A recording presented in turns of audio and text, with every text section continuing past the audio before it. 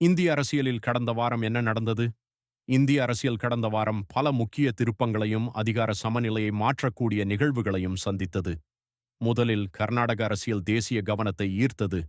காங்கிரஸ் தலைவர் டி.கே. சிவக்குமார் ஆளுநரை சந்தித்து ஆட்சி அமைக்க உரிமை கோரியதன் மூலம் தென்னிந்திய அரசியலில் புதிய சமநிலை உருவாகும் சூழல் ஏற்பட்டுள்ளது. பஞ்சாபில் நடைபெற்ற உள்ளாட்சி தேர்தல்களும் முக்கிய அரசியல் செய்தியாக மாறின.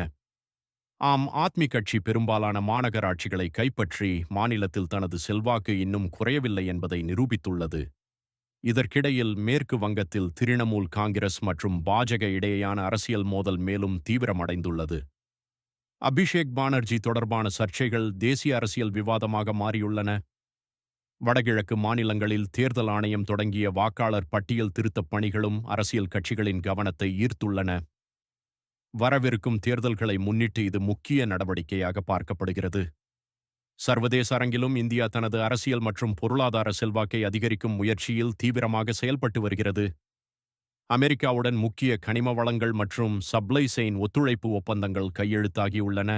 ஆஸ்திரேலியாவுடன் பாதுகாப்பு மற்றும் பொருளாதார உறவுகளை வலுப்படுத்தும் முயற்சிகளும் தொடர்கின்றன.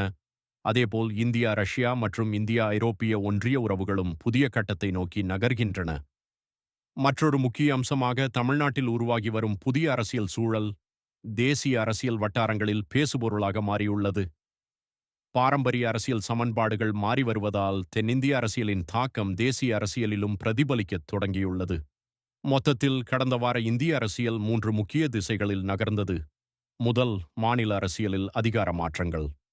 இரண்டாவது, தேர்தல் கணக்குகள் மற்றும் கூட்டணி அரசியல். மூன்றாவது, உலக அரங்கில் இந்தியாவின் செல்வாக்கை அதிகரிக்கும் வெளியுறவு கொள்கை நடவடிக்கைகள். இந்த நிகழ்வுகள் அனைத்தும் வரவிருக்கும் மாதங்களில் இந்திய அரசியலின் போக்கை தீர்மானிக்கும் முக்கிய காரணிகளாக அமையக்கூடும். இந்திய அரசியலில் அடுத்த பெரிய மாற்றம் எங்கே நிகழும்? அதற்கான பதிலை வரவிருக்கும் வாரங்களே சொல்லும்.